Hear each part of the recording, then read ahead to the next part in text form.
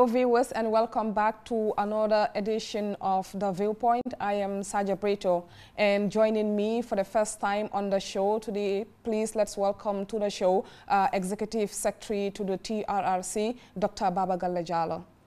Thank you, Saja. Welcome to the show, Dr. Jallo. Let's start with the mandate of the TRRC. Walk us through the mandate of the Commission. All right, well, in simple terms, the mandate of the TRRC is to establish a true historical record of the past and so that victims get justice and make sure that what happened over the past 22 years doesn't happen again in the Gambia. So it's kind of a continuum from the past to the present, to the future. Yeah. It is obvious the objective of every Truth Commission, but what is the objective, or what do you hope, or what is the objective of the Gambia Truth Commission? Well, the Gambian Truth Commission, maybe we can say there are two major objectives. One is to make sure that justice is done by the victims. And two is to make sure that dictatorship and human rights abuses never happen in this country again. So for the reason, we have in two processes. One is the sittings of the commission, and the other one is the Never Again campaign, which will consist of community outreach across the country. So how are the sittings going to go? Because I'm so curious about that. Are we going to have public hearings? We will have public hearings, and in some cases, we will have also in-camera hearings, just because of the sensitive nature of some of the cases. So the strategy is to start from 1994. So right now, we have issued a call for victims of 1994, the coup, to come forward. So after 1994, we'll then look at 1995 and so on and so forth until 2017. So that's how it's going to work. So what level of reconciliation are we looking at here? Interpersonal, community, national level? And how do we go about them? All three forms of reconciliation are in the books. We look at interpersonal, regional, national, communal, but also reconciliation in terms of reconciling the present with the past, for example, in historical terms. Also reconciling perceptions of government with the reality of government. And that is important because a lot of Gambians have this idea of the Mansa mentality. They believe that the president is a Mansa, or that the government is God ordained, and that therefore, it comes with certain privileges and negative baggages that enhance dictatorship. So what we are trying to do through our Never Again campaign is to have conversations with the Gambian people through town hall meetings, through village dialogues, through women's circles, to both hear the stories of victims and also discuss some of these cultural and systemic issues that cause dictatorship. It's very interesting because as far as the TRRC process goes, it is important to find a right balance between justice and peace.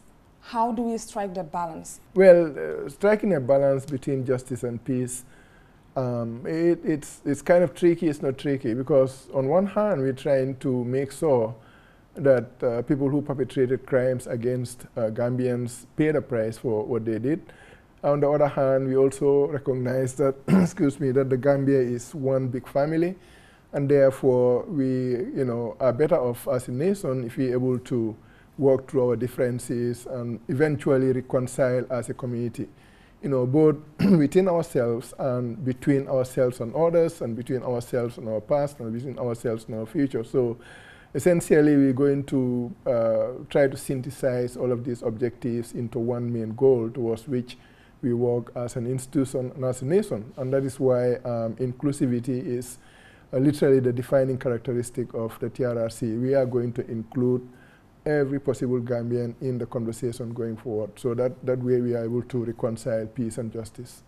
Let's talk about the model here, because what worked in South Africa or Kenya might necessarily not work in the Gambia. Yeah. Walk us through the Gambian model, especially the second R, because it is something very important. In other countries, they only focus on truth, reconciliation, and that's it.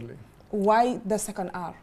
Well, absolutely. I've stated over and over again that we have learned from the experiences of other commissions. We are not going to copy and paste from any country. We have our own unique circumstances here. We have our own unique objectives. Historical contexts are different. So the TRC process in the Gambia is going to be driven by Gambian realities, by Gambian objectives, etc., etc. You are very right to point out the second R. Truth and Reconciliation Commission is what most commissions in the world have been called, and there have been about 40 of them. I think including reparations in the name of our TRRC is a mark of our determination to make sure that victims get not only criminal justice, the justice that they deserve in the courts, but also some kind of repair, that we are able to repair some of the damage that was done over the past 22 years, either through monetary compensation or through other forms of reparation. So that stands out in the Gambian model because reparations is normally an issue that truth commissions deal with. It's not normally a word that is included in the name of a commission. And let's just talk about this because institutional reform is obviously something that is also very important as far as we talk about TRRC. Right. So is the Gambian TRRC dealing with institutional reform too? Well, institutional reform perhaps might be part of our recommendations and part of our conversations going forward. But we are more focused on, if you like, human reform, cultural reform, as opposed to institutional reform. You have the civil service reform that's going to reform the civil service. You have the security sector reform. You have the Constitutional Review Commission that is going to deal with the Constitution. In our conversations, we'll deal with how institutions have failed. We might have institutional hearings, for example, hearings by the police or by the SIS or former NIA or by the customs. You know, these institutional hearings will happen. And institutional hearings or institutional reform will be part of the final recommendations of the Truth Commission, the TRRC. But during the process, we'll be focusing more on reforming attitudes, reforming minds, you know, empowering the Gambian people, making sure that they are empowered enough to recognize that they are the repositories of political authority and that no government has the power to violate their human rights with impunity or to impose a dictatorship on them. So we are more kind of human-oriented, and of course the institutional reforms will be part of our recommendations and concerns as well. I see the TRRC is doing a very good job in opening the space out there to the public for them to participate, because usually in most countries TRRCs fail because the population becomes an audience and not participants. How significant is the role of the general population in this entire process? Absolutely significant. We cannot state it enough. One of the distinguishing features of the Gambian model is the inclusivity. You know, it has been inclusive from the very beginning, from when the first delegation from the Ministry of Justice and other stakeholders went around the country to talk to the people about the idea of the TRRC. It has been inclusive. Even the thoughts and the laws that are enshrined within the TRRC Act itself come from the public. Of course, the nomination and selection of commissioners, regional commissioners, also was very, very inclusive. You know, there were regional selection panels across the country, and people actually nominated their colleagues, people of integrity, to serve as commissioners. And so even the selection and nomination and selection of commissioners was inclusive. Right now, we are open to all sectors of the Gambian population, especially the young people. And I'm happy to say that as far as the Secretariat is concerned, 99+% of our staff are young people. So that is giving a space to the young people to drive this process forward, because if you try to transform a society, you cannot leave the young people behind. So inclusivity is very, very central. At the same time, we also have town halls. You know, we've had the first town hall. Yeah. We're going to have town halls across the country. We'll have village dialogues. We're going to certain villages. We have women's listening circles where women come forward in safe spaces and discuss, certain issues that can only be discussed among women. So essentially, this is a people's process. The TRRC is a people's commission. Let me just put it like that. That's right. So how is the TRRC going to operate? The statement taking, the investigation, how is it going to work? Yeah, first of all, we will issue out, we have actually issued out a call today after signing a memorandum of understanding with the Victim Center for people, victims of the 1994 coup or other events in 1994 to come forward to the Victim Center. But they will also come forward to the TRC. We have a victim support unit so that they could be registered. And then once they are registered, they could then give statement. We have about 17 statement takers right now. We're thinking of hiring a few more. So a victim will come, or anyone could come to a statement taker. Once your statement is taken, your statement will be read back to you or described to you in detail to make sure that what you have said is what is in the statement. And then from there, the statement will be passed on to the research team. The research team will validate what you have said. They will do some research. If you say you were beaten up or tortured here and there, we'll do the follow-up research to make sure that what you have told us is the truth. Now, once we validate your statement, we'll then do a report on that particular victim and then pass it on to the lead counsel and the commission. And then they can determine whether to invite you for a public hearing or for a hearing or for an in-camera hearing. That's interesting. So that is how it works. So what type of victims are we looking at here? Well, there are certain categories of victims. There are victims of torture, for example. There are victims of victims whose people disappeared. Like, for example, Chief Ibrahim Mane was one person who disappeared. There are other disappearances. There are victims of gender-based violence, both in terms of rape and other types of gender-based violence that affected men. There are victims of the AIDS treatment program. There are victims of arbitrary arrest and detention. There are victims, perhaps, of wrongful termination, for example, as a civil servant. So we have these categories of victims, and we also have what we might call the religious victims. Imams who were arrested and locked up.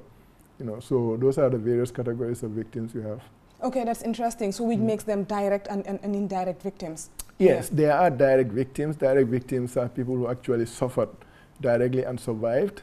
But, for example, the relatives of someone who was killed, the relatives of Korosise, for example, the relatives of Deda Hydra, the relatives of the November 11, 1994 alleged coup plot, those are indirect victims. So the direct victims are the people who actually suffered. So if you were tortured and you survived it, then you are a direct victim. If someone was tortured and died, then their family are indirect victims. So the perpetrators, how do we make them talk? This is the most part that I am curious about. How? Well, it's a tricky situation. The alleged perpetrators, we like to say, until we get evidence against them. But I believe that some perpetrators would like to be reconciled with themselves, and that's another form of reconciliation. People normally have troubled consciences, and they want to just confess and get closer. Get it over with. Yeah, so you have that kind of alleged perpetrator. You also have people who will be invited. So if your name pops up in our research and investigations as a possible or potential perpetrator, or if somebody names you, points a finger at you as having perpetrated a crime, and if our research shows that that is a valid or a credible pointer, then we will invite you to come. We'll say, okay, well, we want to talk to you. We'll reach out to witnesses and other people. If we invite you and you refuse to come, the commission has the power to subpoena you. If, again, you refuse to come, the commission has the power to seek police support in arresting and bringing you before the commission. But we don't want to go there. What we want to do is just encourage everyone to come forward and talk and see how best we can resolve the issues that we have. So that's how we're going to deal with perpetrators. But if necessary, regardless of who you are, if we need to get you, we can get you through either subpoena or police arrest. The problem is that if we do that, then we cannot force you to say certain things. You cannot force someone to incriminate themselves in court or in any type of hearing. So that is something that we would like to avoid by just encouraging alleged perpetrators or people who want to say something to just come forward and talk. The culture of silence, another thing that I am a little concerned about as far as this TRC process is concerned. Are you worried that this might be affected due to the culture of silence in the Gambia? Some victims might not just want to come out to talk. Absolutely, we are concerned about that, especially victims of sexual and gender-based violence because of the the taboos and so on that are attached to that. Also, that's why we are having these women's listening circles. So women can come to these listening circles. We have a lot of, we have a women's coordination unit. We have 2 staff there, Women's Affairs Coordination, and we're working with some other partners like the ICTJ and the UNDP and others who have women staff. So we are organizing these women's listening circles to create the safe space to encourage people to come forward and talk. There's also the option of having in-camera hearings, closed hearings. So if somebody doesn't feel comfortable publicly speaking out about their experiences, they could have a closed hearing, and their names will not be revealed if they don't want them revealed. Their identity will not be revealed if they don't want them revealed. So, and they could tell us the information that they have, what they have gone through. I think it's very healthy for people to actually speak about the difficult experiences that they've gone through. So yes, we are concerned about that, and we are doing everything we can to encourage everyone to just come forward. It's good for you. It's healing. It heals you, and it also helps us to get at the truth of what happened. That's very important. Yeah. I just want to draw you back a little bit, because there has been a lot of arguments out there concerning the TRRC. Some people came out to say that, look, we don't even need this in the first place. Like, we haven't gotten to that stage yet for us to have a TRRC. How do you respond to that? What is the significance of having this commission in the first place? Well, precisely. I've been having this question for the past several months. People, and it's not unique to the Gambia. Everywhere where a truth commission exists, there is a segment of the population that is against it, and there is a segment that supports it. And the segment that opposes it says, "Oh, we don't need, we don't need reconciliation. We need justice. We know what happened. So why not just arrest the people and prosecute them?" And the others, like me, for example, I believe that the TRRC is very important because, one, even if the government was able to arrest all the perpetrators, they might have a problem finding the evidence to prosecute them. And even if they had the evidence to prosecute them, it would cost lots of money, very, very vast amounts of money to prosecute. Look at the Solo Sandeng case that the government started prosecuting about a year ago. It's still in the court. It's still at the prosecution stage. It still hasn't even gone to far. So that is one advantage of having a truth commission, where you are able to draw out the truth. The other thing is that even if you were able to arrest and prosecute all the alleged perpetrators and send them to jail, the root causes, the systemic and cultural causes of dictatorship, the things that enable a government to be able to oppress their people are still there. They are unchanged. So having this conversation on the cultural causes of dictatorship, the systemic causes of dictatorship, the correcting of the anomaly between the perception of government and the reality of government. Because our people perceive a government as Mansakunda. We don't have Mansakunda now. We have a constitutional government, right? The president is seen as a Mansa, actually Bur, Lenkore, Oe, or Mansa. We don't have a Mansa now. We have a constitutional president. What does that mean?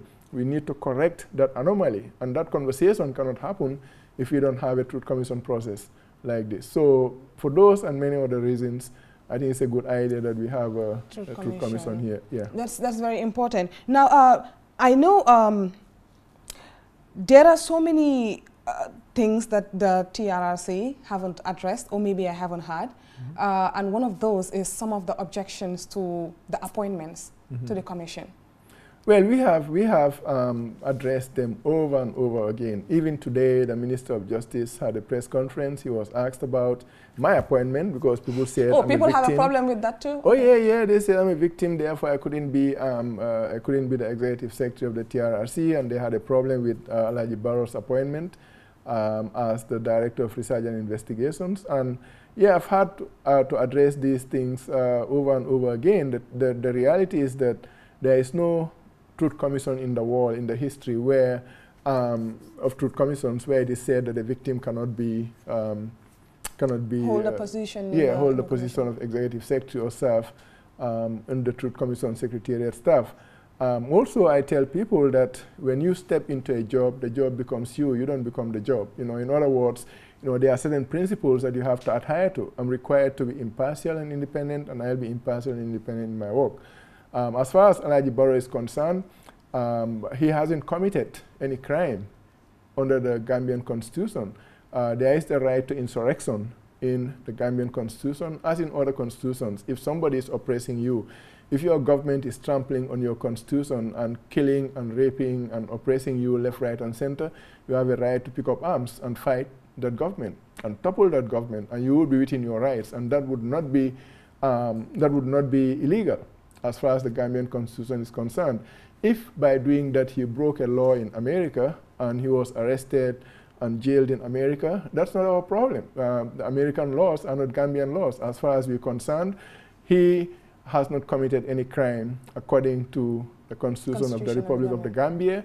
He applied like many other candidates. He was interviewed among many other candidates. He stood out, and we hired him. I've seen something somewhere that said, okay, Alhaji Barrow is a friend to Dr. Babagale Jallow. Well, why not? Yeah, he's my friend.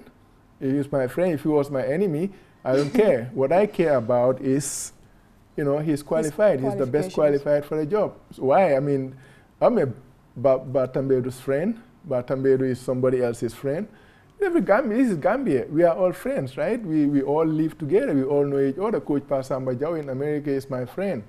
Bankamane is my friend. Mari Jawate. So he's my friend in that sense. But we lived here for about 7 months together. We both came in December. He only knew where I lived after his appointment, like 7 months together in this country. I don't know where he lives to this day. I've never been to his house. So that's the kind of friendship that people are talking about. So what are they suggesting? That is nepotistic? Nepotism of some sort or something. Yeah, that's not right. And it doesn't bother me because my conscience is clear. This guy applied a panel consisting of not only TRC staff, but Ministry of Justice staff, and a representative of the International Center for Transitional Justice. This is a Canadian woman, Joanna Rice, who is working with us. He sat on the panel. We interviewed several candidates. He stood out. We appointed him. And he's doing a fantastic job as we speak. I think this is going to be another debate when this comes out there again. Now, let's talk about the reparations aspect of this. I'm so glad we are not using the word compensation, because otherwise they will think it is something to do with money. And there is no amount of money that can bring back a murdered individual. How do we decide who gets what? Well, it has to be on a case-by-case basis. When we say reparations, reparations is from the word repair. It's repairing something that has been damaged, and you cannot repair a damaged life. If somebody is dead, you cannot possibly compensate for that. So it would be on a case-by-case basis. Not all victims are going to get monetary reparations. Reparations will also be in the form of medical assistance for people who need urgent medical attention. As I speak, for the past 2 weeks, I've been trying to get some information from the victim center about people who need urgent medical attention, because we have some plans in place to make sure to reach out to certain institutions and see if those people could get help right now. So that would be a form of reparations as well. We're also working with the Victim Center and UNICEF to set up a scholarship fund so that children who lost their parents to the dictatorship could continue going to school. And we'll have a victim support fund within the TRRC itself. So all those are forms of reparation. We're thinking of erecting a small monument for the victims of the April 2000 student massacre at the Red Cross or somewhere. We're working on that. So those are all forms of reparations. But who gets what depends on when the hearings are done and the commission sits down, then they will determine what kind of reparation to give to individuals or families. You've always also emphasized the role of the media in the TRRC process. Yeah. How significant is that? Totally significant. The role of the media, the media, I think, is the single most important player, in the civil society organizations in the TRRC process, and they are the ones who will, record the events. They are the ones who will transmit the messages of both the victims and alleged perpetrators and the commission to Gambian people. They are the multipliers of our messages, and we recognize that, and we have had 4 media training exercises from June to now, 4 media training exercises for journalists, just to make sure that they understand the role of the media in transitional justice. They understand that it's very sensitive and tricky to report a truth commission process. It's different from the regular news story, actually. Yeah, it's different from the regular news story, and we've had 4 trainings so far, bringing in international experts to train the media, and we are going to continue engaging the media. I think I would say that they are our most valuable partner in this process, if you like. I mean, you've worked in the media for a long time too. How does it feel knowing that we still have the draconian laws existing in the Gambia? It feels very bad. When I was here last summer, I didn't know I was going to be appointed to this position. I wanted to start a newspaper, you know, in association with some colleagues back in the US. And when I went to register the newspaper, I was told that I still had to bring a landed property, a list to a landed property. I had to sign a bond of $500,000 and so on and so forth. And it was outrageous. You cannot use draconian dictatorial laws in a democratic space. That is just unacceptable. And I made it known to the registrar that this is ridiculous. You can't. Why are you using the laws Jammeh used to oppress us in the post-Jammeh era? But then I also recognize that there has to be a process. So there was a process, I think, that the Ministry of Justice and the Ministry of Information set up a committee, and they have reviewed all of these draconian laws. I understand that their review process is finished now, and they are submitting their recommendations. So hopefully soon all these draconian media laws would be repealed from the books. How about the need for a Free Access to Information Act? I think that's also in the works, right? I think I've heard something about that Free Access to Information Act. Yeah, that's very important too. People need to be able to access information. The information is a national treasure. It belongs to the nation. It doesn't belong to the government or any institution. So it's a public right for the public to have access to information regarding themselves, regarding their country. So what are the challenges that the TRRC is going through? Well, what are some of the challenges that you envisage? Yeah, literally the most obvious challenge is one of resources. You know, truth commission processes are very expensive processes, as I have come to learn very quickly. You know, there are other challenges that we can overcome, challenges of setting up. You know, we're almost over that bridge now. You know, we almost have everything in place. But going forward, we will need a lot of resources to make this work. The government needs to come up and, you know, support this process. I know that we are receiving some support from the international community, but I think the Gambia government needs to really recognize that, you know, if this is to work as we want it to work, then they would have to invest a lot of money into the process. Now, reconciliation is not a destination. It's a journey. It's a journey, absolutely. It takes a long time. Yeah. How long is the TRRC going to take? Well, yeah, the TRRC has a mandate of 2 years with the possibility of extension. But what we are going to try to do is to start a process. We just, in other words, start the engine and let it roll. We can't do everything that needs to be done for this country in terms of reconciliation and the transformation of the civic culture within 2 years or even 3 years. But what we can do is that, you know, we start the process, we empower enough people within this period to make sure that they would not tolerate dictatorship again. We can literally empower enough people within that period, and then the conversation continues after the TRRC ends. Now, normally what happens is, in the Truth Commission process, at the end of the day, they make a recommendation for another institution to be created that would continue the work, some aspects of the work of the Truth Commission. So the TRRC is going to wrap up, but then there might be another organization, institution, that is set up to continue the work or aspects of the work of the TRRC. I've also seen the Truth Commission doing some training with religious leaders and people from the community. Yes. How significant is that, most especially the religious leaders? Very, very significant. Yes, we have had some trainings with Christian leaders. We've had some trainings with Muslim leaders. You know, we've reached out to chiefs and traditional leaders and, you know, traditional communicators.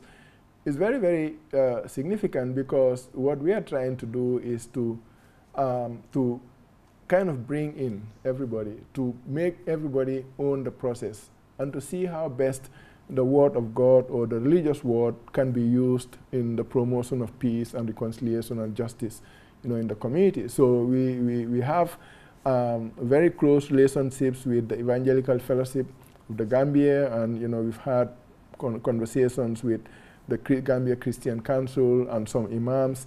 So, if the imams speak, if the pastors speak, if the bishops speak, then the people hear them because the people listen to their religious leaders. And so we think that they would be very instrumental in both promoting the message of peace, justice, and reconciliation, but also promoting the idea that if the workings or if the actions of the government of man contradicts the actions of the government of God, then it is the responsibility of religious leaders to stand up and say this is not right. That is one message that we have been trying to impart, especially to the imams, because they would tell you, well, we don't want to get involved in politics. And I'm like, well, if you don't get involved in politics, politics will still get involved with you.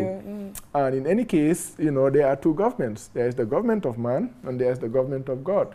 So if the government of man does something that contradicts the laws of the government of God, then it's the responsibility of the religious leaders, the imams, to stand up and say that is not right. But if they don't do that, then they are disobeying God, right?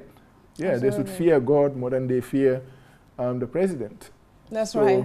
Yeah. Interesting conversation with Dr. Baba Galle Jallow there. I will let you say your final words before we go. Well, the only thing I want to say, well, maybe not the only thing, but I just want to tell the Gambian people that the TRRC is their commission. That what we are trying to do here is not just revenge. It's not anything about revenge. It's not about just prosecutions, although those are very important. We want justice for the victims. We want reparations for the victims.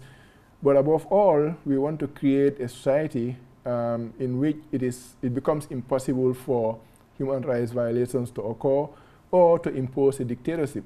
So this process is your process. Take it up, own it, and help us make a success of our Never Again campaign. Thank you very much, Doc. Well, this now brings us to the end of this edition of The Viewpoint. And we, of course, want to thank our guest today, Dr. Baba Galle Jallow, for coming through to the show. Do join us next week for another exciting episode. Thank you very much for watching. And to our listeners on Q Radio 2, thank you very much for listening. Join us next week for another episode. Bye for now.